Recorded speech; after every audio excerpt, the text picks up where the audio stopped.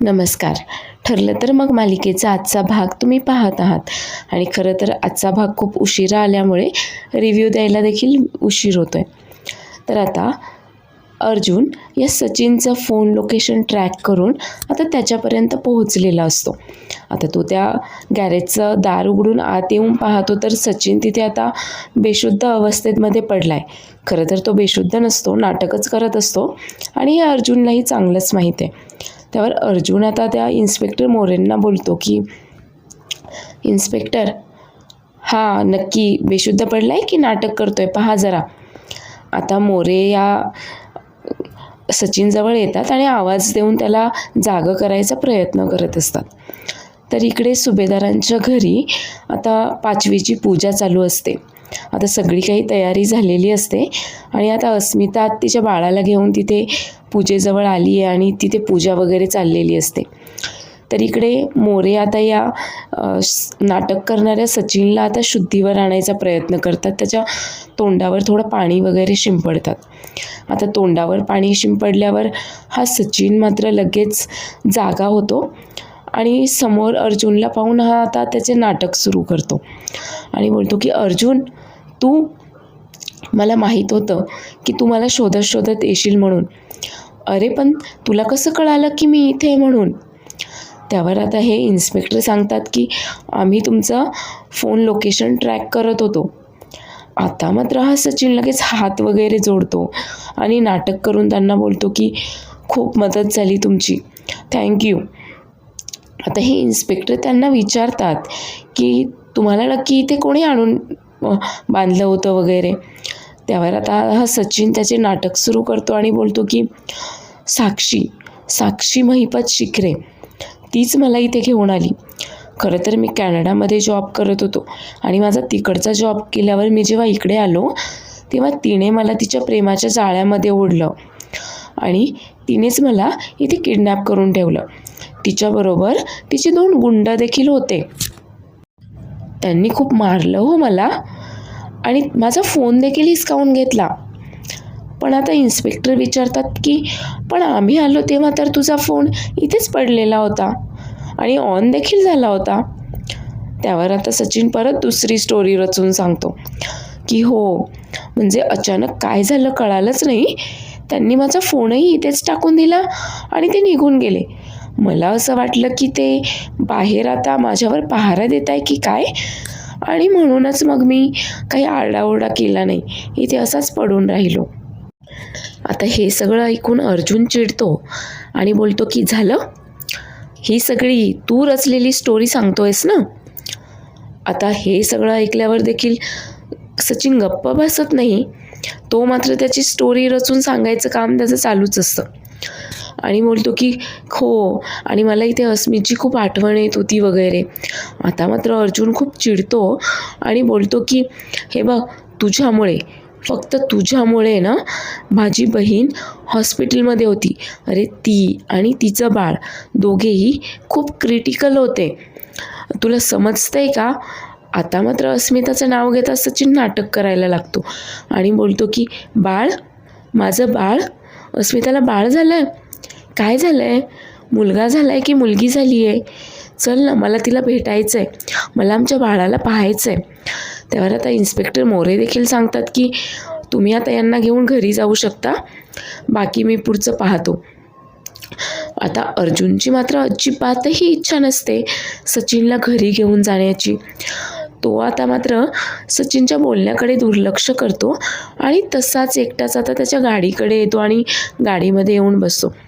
पण आता सचिन मात्र त्याच्या गाडीला आडवाच होतो आणि बोलतो की हे बघ अर्जुन, अरे मला पण घरी घेऊन चल ना, मला अस्मिताला भेटायचं आहे, अरे मला आमच्या बाळाला भेटायचं आहे, पाहायचं आहे. हे बघ, तू जर मला घरी घेऊन नाही ना गेलास तर मी कशाही पद्धतीने घरी पोहोचेलच. आता मात्र अर्जुनचा नाईलाज होतो आणि नाईलाजानेच अर्जुन आता त्याच्यासाठी गाडीचं दार उघडतो आणि आता दार उघडल्यावर मात्र हा सचिन जाम खुश होतो की याचा प्लॅन कसा वर्क करतोय आणि लगेच गाडीमध्ये जाऊन बसतो. पण खरं सांगायचं तर अर्जुनची अजिबातही इच्छा नसते सचिनला घरी घेऊन जायची. तर इकडे घरी आता 5वीची पूजा उरकलेली असते आणि आता प्रतिमा अस्मिताला बोलते की अस्मिता, आजच्या दिवशी येऊन सटवाई बाळाचं नशीब लिहिते आणि ती बाळाच्या नशिबात सगळं काही छानच लिहिणार आहे बघ. तेवढ्या सायली देखील बोलते की हो, बाळावरची सगळी नकारात्मक शक्ती वगैरे आहे ती बाजूला होणार आहे. आता अस्मिताला मात्र हे खटकतं आणि अस्मिता बोलते, म्हणजे बाळाच्या बाबाबद्दल बोलतेस का तू? आता सायली पुढे काही बोलणार एवढ्यातच सचिन आता अस्मी अस्मी करत तिथे धावतच येतो. आता मात्र सचिनला पाहताच अस्मिताला खूप आनंद झाला आहे आणि ती लगेचच बाळाला घेऊन आता सचिनच्या दिशेने जाते. तर आता सचिन देखील आता नाटक करतो मस्त की मला कसं तुझी आणि बाळाची काळजी आहे वगैरे. तर अस्मिता त्याला विचारते की अरे तू कुठे होतास आणि हे तू काय हाल करून घेतलेस तुझे, आणि तुझा फोन का स्विच ऑफ होता तुझा इतके दिवस? त्यावर आता सचिन सांगतो की हे बघ, ते सगळं काही महत्त्वाचं नाही आहे, मी आलो आहे ना आता, आणि आपलं बाळ देखील व्यवस्थित आहे, तू देखील व्यवस्थित आहेस, माझ्यासाठी हेच खूप महत्त्वाचं आहे. आता खरं तर सचिनला तिथं आलेलं पाहून घरातील सगळेच जण खूप शॉक झालेले असतात. तर अर्जुनही आता सचिनच्या मागोमाग तिथे आलेला असतो आणि खरं तर अर्जुन अजून देखील खूप चिडलेलाच असतो. आता बाळाला भेटून झाल्यानंतर अर्जुन मात्र लगेच हाताला पकडून सचिनला बाजूला करतो आणि बोलतो की झालं ना तुझं बाळाला भेटून, मग निघायचं आता. माझ्या बहिणीच्या आयुष्यामध्ये देखील फिरकायचं नाहीस तू परत. आता मात्र सगळ्यांचाच पारा खूप चढलेला असतो रागाचा त्या सचिनला पाहून.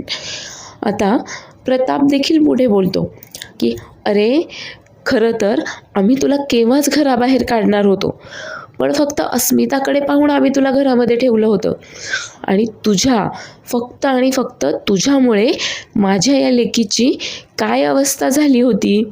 अरे तुझ्यामुळे हिला हॉस्पिटलमध्ये ॲडमिट करावं लागलं, ही क्रिटिकल झाली होती. त्यावर आता कल्पना देखील बोलते की नाही, तुझी गर्लफ्रेंड आहे हे तर आम्हाला माहीत होतं, पण ती साक्षी शिखरे आहे हे मात्र माहीत नव्हतं. साक्षी शिखरे तुझी गर्लफ्रेंड आहे? आता मात्र सचिन लगेच नाटक करायला लागतो आणि बोलतो की मला मान्य आहे की मी वाहवत गेलो. मी कॅनडावरनं जेव्हा माझा जॉब सोडून इथे आलो तेव्हा खरं तर माझे थोडेसे फायनान्शियल प्रॉब्लेम सुरू होते आणि खरं तर साक्षीनेच मला तिच्या जाळ्यामध्ये फसवलं आणि मला माहीत देखील नव्हतं की ती साक्षी शिखरे आहे म्हणून. माझ्यासमोर तर ती समीरा शेखर बनून आली होती. नाही, माझं खरंच चुकलं आहे, मला माफ करा, मी वाहवत गेलो.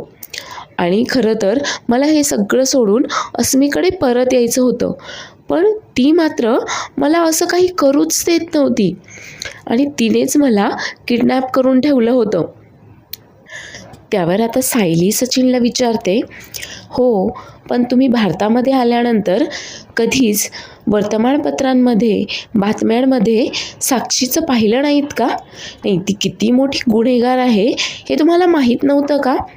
तरी देखील तुम्ही तिच्या नादी लागलात, तरी देखील तुम्ही तिच्या प्रेमात अडकलात का? आता हे ऐकल्यावर सचिन लगेच बोलतो की हो, पाहिलं ना, मी त्या न्यूज चॅनेलवर तिची बातमी पाहिली ना, तेव्हा काय ते खरं सगळं माझ्यासमोर आलं आणि खरं तर ती माझ्यासमोर अगदी रूप बदलूनच आली होती आणि समीरा शेखर बनून आली होती. आता खरं तर तुम्ही ती सगळेच जण तिला आधीपासून ओळखता, त्यामुळे तुम्ही तिला लगेच ओळखलत, पण आता मी कसं काय ओळखणार होतो ना तिला, हे पहा. आणि आता तो त्याच्या फोनमध्ये असलेला या साक्षीचा तिच्या नवीन लूकमधला फोटो आता सगळ्यांना दाखवतो. आता मात्र अस्मिता इतक्या वेळ गप्प असते, ती आता लगेचच धावत पळत लगेच आता सचिनकडे येते आणि बोलते की माझा तुझ्यावर पूर्ण विश्वास आहे, मला माहीत आहे की तुझ्याकडनं चूक झाली आणि ती एक गुन्हेगारच आहे आणि तिने तर चैतन्यला देखील असंच फसवलं होतं ना. त्यावर आता अर्जुन बोलतो की अस्मिताई, चैतन्याची आणि सचिनची बरोबरी होऊच शकत नाही आहे, समजतंय ना तुला, आणि चैतन्याला आम्ही तिथे इम्प्लांट केलं होतं. त्यावर आता अस्मिता बोलते की हो, पण त्याआधी मात्र चैतन्य खरंच तिच्या नादाला लागला होता ना, तिच्या प्रेमात फसलाच होता ना तो. त्यावर आता सायली बोलते की हो, पण तेव्हा चैतन्य भाऊजींचं लग्न झालेलं नव्हतं काही आणि चैतन्य भाऊजी तेव्हा प्रेमाच्या शोधात होते. पण सचिन भाऊजींची सिच्युएशन मात्र चैतन्य भाऊजींपेक्षा बरीच वेगळी आहे ना, आणि तरी देखील तुम्ही त्यांना माफ केले. आता अश्विन देखील खूप चिडतो आणि आता तो देखील अस्मिताला समजावतो की अस्मिताई, अगं तुला कळत कसं नाही आहे, साक्षी शिखरे सारख्या गुन्हेगार मुलीच्या प्रेमात पडलाय हा. अगं हा फसवतोय चक्क तुला, आणि तरी देखील तुला त्याला माफ करायचं आहे का? त्यावर आता अस्मिता बोलते की हो, नवरा चुकला तर त्याच्या चुका बायकोनेच पोटात घालायला हव्यात ना, आणि म्हणूनच माझा त्याच्यावर पूर्ण विश्वास आहे. मी कॅनडामध्ये होते तेव्हाच पाहिलं आहे. आता अश्विन खूप चिडतो आणि बोलतो की अगं तो जेव्हा कॅनडामध्ये होता ना, तेव्हा तू बराच वेळ इथेच असायचीस. तुला काय माहिती की तो कॅनडामध्ये काय करायचा काय नाही ते. आता खरं तर सगळेच जण अस्मिताला समजावण्याचा प्रयत्न करतात, पण ती मात्र कोणाचं काही ऐकत नाही आणि ती बोलते की तिला तिच्या नवऱ्याला माफ करायचं आहे. त्यावर आता कल्पना बोलते की आपल्या घरातली कुठलीही बाई अशा वेळेस असा निर्णय घेणार नाही आहे. त्यावर आता अस्मिता चिडूनच बोलते की माझ्या जागी दुसरी कुठलीही बाई असती ना, तिने हाच निर्णय घेतला असता. बायको म्हणून मी अगदी योग्य निर्णय घेतला, आणि बायकोला नवऱ्याच्या सगळ्या काही गोष्टी जाणवतात. आता मात्र ती खूप रागाने सायलीला विचारते, सायली, तुझा नवरा जर चुकला, त्याने जर तुला असं फसवलं तर तू काय करशील? त्यावर आता सायली बोलते की हा मुद्दाच नाही आहे अस्मिताताई. अहो, खरं तर हे असा व्यभिचार कधीही करणार नाहीत, आणि जर त्यांनी असं काही केलं तर मी देखील त्यांना कधीही माफ करणारच नाही. त्यावर आता अस्मिता बोलते की हे माझ्या प्रश्नाचं उत्तरच नाही आहे सायली. अगं, जर तुझा नवरा तुझ्यापासून काही लपवत असेल, तुला फसवत असेल, तर ती तुझी फसवणूक नाही आहे का? तेव्हा तू त्याला माफ करणार नाही का? आता मात्र सायली खूप परखडपणे तिला उत्तर देते की नाही, मुळातच हे माझ्यापासून कधीही काहीही लपवत नाहीत, आणि जर का त्यांनी असं केलं तर मी नातं संपवेल. आता सायलीच्या तोंडातून हे असं ऐकल्यावर अर्जुन मात्र आता जाम घाबरून गेलाय, आणि आता तो मनातच विचार करतोय की म्हणजे मी साक्षी जिवंत आहे आणि महिपतसोबत केलेली डील जर सायलीला कळाली तर ती माझ्यासोबतचं नातं संपवेल का? तर इकडे आता संध्याकाळी सगळेजण डायनिंग टेबलवर बसतात, तर अर्थातच अर्जुन नसतो तिथे. तर अश्विन बोलतो की मुळातच दादाचं चुकलं आहे, त्याने त्या सचिनला घरी आणायलाच नको होतं. त्यावर सायली बोलते की अश्विन भाऊजी हे बोलले ना की खरं तर यांना सचिन भाऊजींना घरी आणायचंच नव्हतं, पण काहीही करून ते घरी येणारच होते, म्हणून नाईलाजाने यांनी त्यांना घरी आणलं. त्यावर आता प्रताप देखील बोलतो, हो, पण आता आपल्याला खूप समजदारीने काम घ्यायला हवंय. अश्विन, तू देखील आवाज जरा खाली ठेवत जा, थोडं स्वतःच्या रागावर कंट्रोल ठेव. आणि अर्जुन, तो आता कोणाशी व्यवस्थित बोलेल असं वाटतही नाही आहे. आता मात्र तन्वी तिचं नाटक सुरू करते इथे आणि बोलते की मला खात्री आहे की सगळं काही व्यवस्थित होणार आहे. या घरातली माणसं इतकी चांगली आहेत ना की सगळं व्यवस्थितच होणार आहे. त्यावर सायली बोलते की आई, बाबा, तुम्ही काळजी करू नका, मी बोलते यांच्याशी. तर कल्पनाचं म्हणणं असतं की बाळ सगळं काही ऐकतंय आणि चढलेला आवाज त्याला कळतो, त्यामुळे बाळासमोर तरी असे वादविवाद नको आहेत. त्यावर सायली बोलते की हो, मी याची काळजी घेईल म्हणून, आणि मी यांच्याशी देखील बोलेल. आता सायली तिथून अर्जुनशी बोलण्यासाठी जाते, तर तन्वी बोलते की मी सगळ्यांसाठी खिचडी टाकते. त्यावर प्रताप बोलतो की नाही, मला भूक नाही आहे आणि घशाखाली घास देखील जाणार नाही. कल्पना देखील बोलते की मला देखील नको आहे जेवायला, आणि ते दोघेही आता तिथून निघून जातात. आता ते दोघे तिथून निघून गेल्यानंतर तन्वी मात्र नाटक करत आता अश्विनकडे येते आणि अश्विनला बोलते, अश्विन, अरे काय होऊन बसलं रे हे? नाही म्हणजे तुझा राग आणि अस्मिताचं हे असं वागणं, यामध्ये ना मीच भरडली जातीये. पण तू काळजी करू नकोस, अस्मितासमोर सत्य लवकरच येईल आणि लवकरच सगळं काही व्यवस्थित होईल. पण मात्र मनातल्या मनात ही विचार करत असते की चला बरं झालं, जे काही झालं आहे ना ते चांगलंच झालं आहे. या अस्मिताच्या वागण्यामुळे ना हे सुभेदार मात्र चांगलाच त्रास होतो आहे त्यांना. आता ही तन्वी मात्र खरं तर मनातून खुश असते. तर इकडे आता अस्मिता झोपली आहे आणि हा सचिनही आता ती झोपली आहे पाहून आता झोपेतून उठतो. आणि खरं तर आता याला साक्षीला फोन करायचा असतो. आता तो फोन घेतो, पण तेवढ्यातच आता बाळ उठतं आणि ते रडायला लागतं. आता अस्मिता देखील झोपलेली असते आणि आता फक्त अस्मिताला विश्वास पटावा की हा खरंच बदलला आहे म्हणून आता तो फक्त बाळाला जवळ घेतो आणि विचार करत असतो की अस्मिताला विश्वास पटावा म्हणून तरी मला बाळाला घ्यायला हवं आहे. आणि आता तो बाळाला शांत करायचा प्रयत्न करत असतो. तर तेवढ्यातच आता अस्मिताला जाग येते आणि अस्मिता बोलते की बाबानं हे असाच असावा. त्यावर आता सचिन नाटक करत बोलतो, अस्मी अगं तू कशाला उठलीस? तू झोप पाहू, आराम कर तू. अगं बाळाला जेव्हा भूक लागेल ना तेव्हा उठवेल मी तुला, तोपर्यंत तू आराम कर. त्यावर अस्मिता त्याला बोलते की इकडे ये, माझ्याजवळ बैस. आता सचिन तिच्या जवळ येऊन बसतो. तर अस्मिता बोलते की हेच हवं होतं मला. म्हणजे बघ ना, बाळ तुझा आवाज ओळखतं आणि आता तू तुझ्या प्रेमळ आवाजात त्याला जो केलं तर लगेच शांत झाला बघ. हेच हवं होतं मला. त्यावर आता सचिन देखील तिचा हात हातात घेतो आणि बोलतो की हेच स्वप्न होतं माझं, एक त्रिकोणी कुटुंबाचं. तर इकडे ही साक्षी आता तन्वीला फोन करते. पण आता तन्वी मात्र गाढ झोपेत असते आणि तिच्या फोनच्या आवाजाने मात्र अश्विनला जाग येते. आणि अश्विन बोलतो की तन्वी अगं उठ ना, तुझा फोन पहा, फोन वाजतोय तुझा. आता तन्वी मात्र कशीबशी डोळे चोळतच उठते आणि पाहते तर साक्षीचा फोन आहे.